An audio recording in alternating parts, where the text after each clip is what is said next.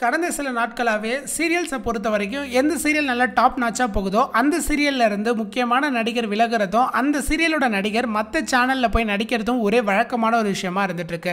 So அந்த மாதிரி தான் இப்போது பிரபல தொலைக்காட்சி தொடரான பாக்கியலட்சுமி சீரியல்லேருந்து ஒரு முக்கியமான நடிகருக்கு ஒரு செம்ம ஆப்பர்ச்சுனிட்டி கிடச்சிருக்கு அப்படின்னு சொல்லி ஆகணும். ஸோ அதை பற்றி தான் அந்த வீடியோவில் பார்க்க போகிறோம். வீடியோக்குள்ளே போகிறதுக்கு முன்னாடி சேனலை சப்ஸ்கிரைப் பண்ணல அப்படின்னா மறக்காமல் சப்ஸ்கிரைப் பண்ணிக்கோங்க. விஜய் டிவியில் ரொம்ப ஃபேமஸாக ஒளிபரப்பாகக்கூடிய ஒரு முக்கியமான தொடர் அப்படின்னா அது பாக்கியலட்சுமி தொடரை சொல்லலாம். ஸோ இந்த தொடர் ரொம்ப பிரபலமாக அப்படிங்கிறது ஒளிபரப்பாகிட்டு இருக்கு. ஸோ இப்போதைக்கு மற்ற சேனல்ஸில் செம்ம போட்டி போயிட்டுருக்கு டிஆர்பியில் அப்படிங்கிறது தான். இப்போது விஜய் தொலைக்காட்சியில் குக்கு வித் கோமாளி அப்படிங்கிற ஒரு நிகழ்ச்சி கொண்டு வந்தாங்க. இந்த நிகழ்ச்சிக்கு ஆப்போசிட்டாக டாப் குக்கு டூப் குக்கு அப்படின்னு சொல்லிட்டு இப்போ நம்ம சன் டிவியில் ஒரு சூப்பர் நிகழ்ச்சியை கொண்டு வராங்க. இதில் ஹைலைட் என்னன்னு கேட்டிங்கன்னா அதாவது குக்கு வித் கோமாளியில் இருந்த சீசனில் இருந்தக்கூடிய முக்கியமான செஃப் கோமாளி எல்லாரையுமே கூப்பிட்டு இப்போ சன் டிவியில் அப்படிங்கிற ஒரு நிகழ்ச்சியை நடத்துகிறாங்க. ஸோ இந்த நிகழ்ச்சி தான் பார்த்தீங்க அப்படின்னா டிஆர்பியில் சன் டிவிக்கு ஒரு திருப்பு முனையாக இருக்க போகுது. சன் டிவி எப்போதும் பெருசாக அந்த ரியாலிட்டி ஷோக்கெலாம் இம்பார்ட்டன்ட் கொடுக்க மாட்டாங்க. ஆனால் இப்போ வரக்கூடிய நாட்களில் புதுசாக குக்கிங் ஷோ ரியாலிட்டி ஷோஸ்க்கெலாம் பிளான் பண்ணிகிட்டு இருக்கிறதா சொல்லப்படுது. ஸோ இதுக்கு மத்தியில் பார்த்திங்கன்னா இது ஒரு வழக்கமான ஒரு விஷயந்தான். அதாவது நடிகர்களுக்கு எப்பயுமே சரி அதாவது சேனல்கள் டிஆர்பிக்கு அடிச்சிட்டு இருக்கும்போது நடிகர்கள் நல்லா சம்பாரிச்சிக்கலாம் அப்படின்னு சொல்லுவாங்க. ஸோ அதுதான் இங்கே நடக்குது.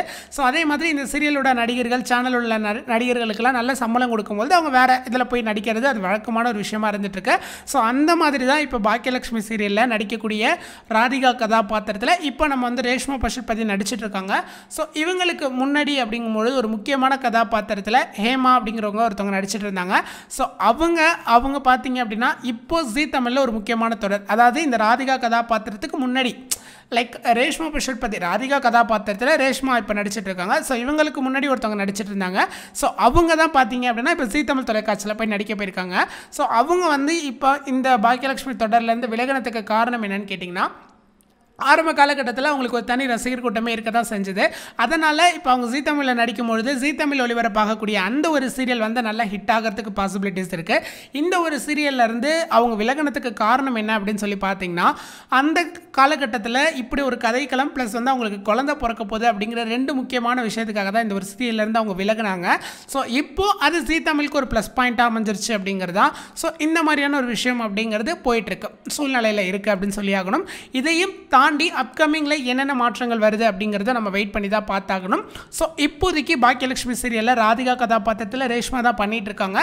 ஆனால் ரேஷ்மாவாக நடித்த ஒரு முக்கியமான நடிகை பார்த்தீங்க அப்படின்னா இப்போ அந்த ஒரு சேனலில் போய் நடிக்கிறாங்க அப்படிங்கிற அந்த தகவலானது வெளியாகி இருக்கு.